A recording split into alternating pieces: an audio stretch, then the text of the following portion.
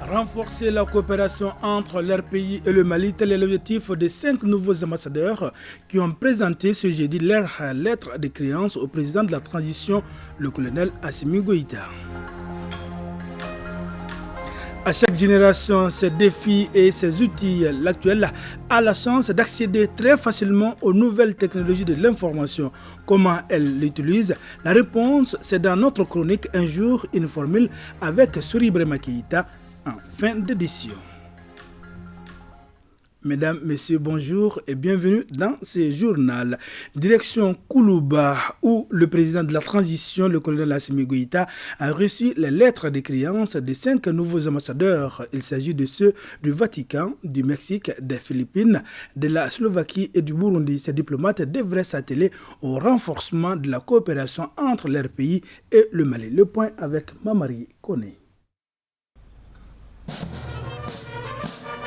Les relations entre le Mali et le Vatican sont excellentes. Monseigneur Mambé Jean-Sylvain Émien, nouvel ambassadeur du Saint-Siège auprès du Mali avec résidence à Conakry, devra apporter toute son expérience à cette coopération, car ayant servi de 2005 à 2021 en Angola, en Nouvelle-Zélande, au Nigeria, en Espagne et en République tchèque.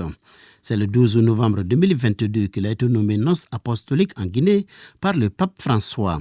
Né en 1970 en Côte d'Ivoire, Monseigneur Mambé Jean-Sylvain Émien est titulaire d'un doctorat en droit canonique et parle français, italien, anglais, espagnol et portugais.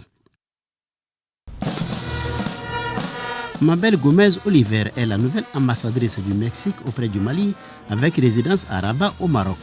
Avec ses 32 ans de carrière diplomatique, elle est membre du service diplomatique mexicain depuis mars 1987. Cette diplômée en relations internationales est née en 1964 et a occupé plusieurs postes au sein des organisations internationales au compte de son pays. Elle a surtout beaucoup travaillé sur divers sujets comme la migration, les questions commerciales, le désarmement et la sécurité, entre autres. Elle a déjà occupé le poste d'ambassadeur en Argentine, au Guatemala et au Maroc. Le Mexique est une république fédérale composée de 32 entités fédératives, 31 États et la ville de Mexico. C'est Leslie Baja qui représentera les Philippines auprès de la République du Mali. Il a déjà été ambassadeur en Égypte, au Soudan, en Éthiopie, à Djibouti et en Érythrée. Baja a été également membre de plusieurs délégations au niveau des rencontres internationales au compte de son pays. La République des Philippines est un pays d'Asie du Sud-Est.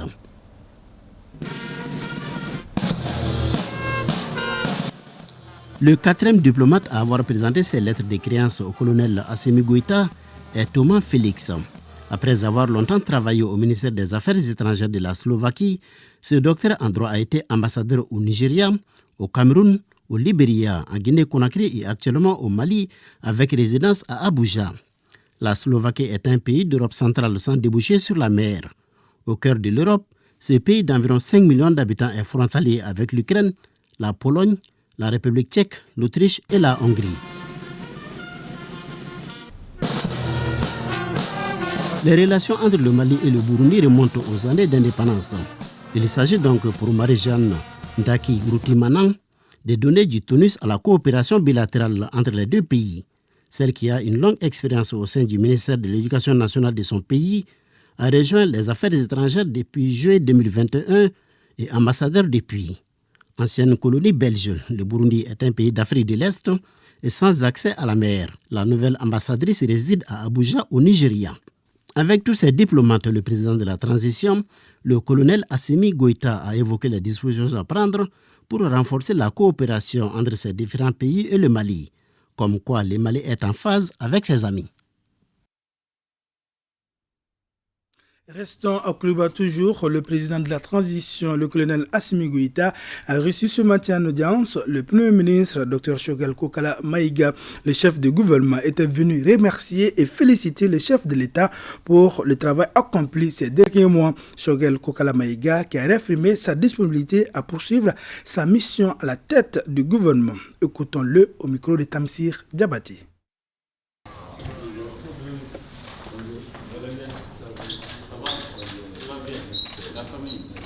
Mon état de santé est parfait aujourd'hui et c'est pour cela que je suis venu chez le président ce matin. D'abord, je voudrais féliciter et remercier le président et toute son équipe pour le travail colossal qui a été abattu. Ces 4 derniers mois ont été très difficiles pour les autorités, mais vous savez, un peuple vit d'espoir.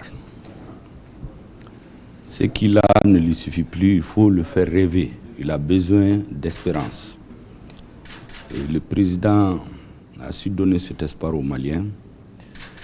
En ce qui me concerne, sous son autorité, pour ainsi dire, nous sommes condamnés à réussir parce qu'il n'y a pas autre choix. Quand on décide de prendre sa souveraineté en main, il n'y a pas de demi-mesure, il n'y a pas de marche arrière. Je suis donc déterminé à ses côtés à conduire l'action qu'il m'aura confiée, que les Maliens m'auront confiée jusqu'au bout. À chaque génération, ses défis et ses outils. L'actuel a incontestablement plus de sens que ses précédentes sur le moyen de répondre aux enjeux. Mais en fait-il bon usage? La réponse, c'est non. Preuve, la jeune génération utilise très mal les nouvelles technologies illustrées par l'accès facile à l'information de toutes sortes, au point de déshumaниser notre société basée sur les relations interhumaines. De quoi inquiéter les gardiens des valeurs de notre société au pain fin de la chronique. Un jour, une formule, la génération tête baissée. Suri Ibrahima Keïta. Il est phénoménal et crève tous les yeux, mais tous le regardent placide, peut-être jusqu'au mur. Mais comme l'inspiration est souvent de griot, de même que les formules, eh bien, Burema Soumano a trouvé la belle formule et le concept s'appelle aujourd'hui Génération tête baissée. C'est une génération qui est toujours loin de la personne à laquelle elles sont proches. C'est-à-dire, à partir du moment que vous êtes avec eux, ils sont avec d'autres personnes ailleurs. Les yeux fixés sur l'écran du téléphone en train de tchatcher ailleurs. Donc ils sont toujours loin de leurs proches. Tous les gardiens du temple, société traditionnelle et intellectuelle visionnaire, l'avaient aperçu de 1000 lieues et posé un diagnostic très lucide en l'inscrivant sur la liste noire ou rouge des nouvelles menaces qui planent sur nos têtes. Mais sont-ils sur la même planète, sur la même longueur d'onde que M. Lambda? Autrement dit, la prise de conscience serait-elle la chose la mieux partagée? En tout cas, ce ne sera pas faute d'avoir sonné le tocsin. À partir du moment que tout le monde a les yeux braqués, fixés sur son écran de téléphone, en train de causer avec quelqu'un d'ailleurs, ça veut dire que la personne qui est à côté ne compte pas beaucoup, n'est pas aussi considérée, n'est pas dans leur viseur. Du coup, ça décourage, ça déshumanise. Si nous, la jeunesse, nous n'utilisons pas la technologie à bon escient, ça peut être un désavantage. Le téléphone est un moyen de communication, les écrans sont des moyens de communication, d'information, certes, on en a besoin, ça nous facilite et pas mal de choses. L'accès à l'autre, l'information, tout. Mais par contre, tout ça là, c'est l'humain au centre de tout. Maintenant, il ne faut pas donner la place de l'humain au téléphone. Alors qu'il y a un côté très très avantageux. Par exemple, il y a des livres, tu as de la peine à les avoir, mais tu peux les télécharger. Il y a des sites pour ça, tu peux les télécharger. Tu vas t'approprier de cette connaissance qui est gratuite. Donc on n'a plus d'excuses. On a utilisé cette technologie pour pouvoir nous développer. Utilisons le téléphone à bon escient et considérons l'autre comme ça se doit. Parce que chaque humain, chaque âme a besoin de respect et de considération. Donc considérons nos prochains. Je crains que la nouvelle technologie, les nouveaux moyens de communication, WhatsApp, Instagram, TikTok, Internet, est-ce que si on ne fait pas attention, ce n'est pas fait pour empêcher nous les Africains de chercher à apprendre et à changer notre milieu? Les gens passent tout leur temps les yeux rivés sur les écrans de leur téléphone.